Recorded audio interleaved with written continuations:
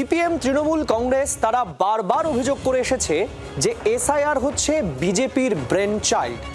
আর এবার শ্রমিক ভট্টাচার্য মানে বিজেপির রাজ্য সভাপতি তিনি প্রকাশ্যেই বললেন এসআইআরই বিজেপি, বিজেপি এসআইআর। তাহলে কি বিরোধীদের অভিযোগকেই কার্যত শিলমোহর দিলেন তার বক্তব্যে?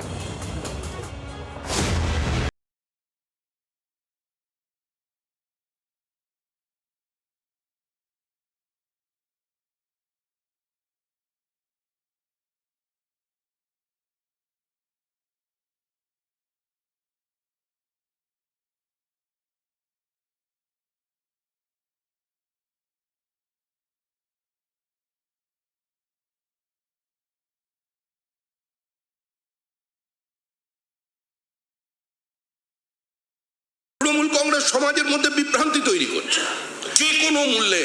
আজকে আমাদের যে প্রাথমিক কাজ হচ্ছে এখন এসআইআর। এখন মনে রাখবেন এসআইআরই বিজেপি আর বিজেপি এসআইআর। পশ্চিমবঙ্গের ভোটার লিস্টের অবস্থা যা হয়ে আছে।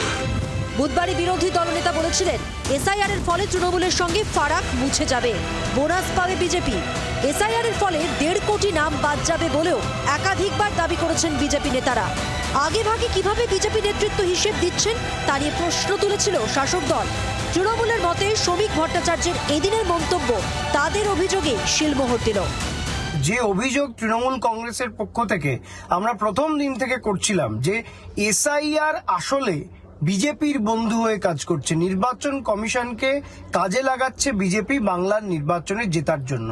এতদিন ধরে বাংলার নির্বাচনে জেতার জন্য ইডি সিবিআই কে কাজে লাগিয়েছিল। এখন এসআইআর এর মাধ্যমে চক্রান্ত করে বৈধ ভোটারদের নাম বাদ দিয়ে বাংলা দখল করতে চাইছে বিজেপি। এসআইআর এর দ্বিতীয় পর্বে রয়েছে শুনানি। 27 তারিখে তা শুরু হচ্ছে। এতে 32 লক্ষ আনম্যাপড ভোটারকে ডাকা হয়েছে। শ্রমিকের মতে সরকার তার কাজ করছে, বিজেপির উচিত সহযোগিতা করা।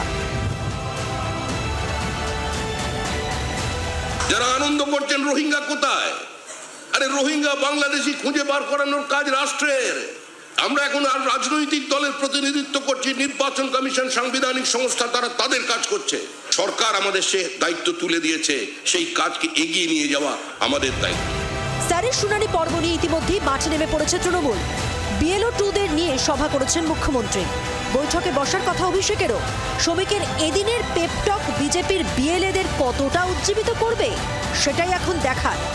কমলাক্ষ ভট্টাচার্যের রিপোর্ট, জি 24 ঘন্টা। বাংলার আওয়াজ, বাঙালির আবেগ, জি 24 ঘন্টা।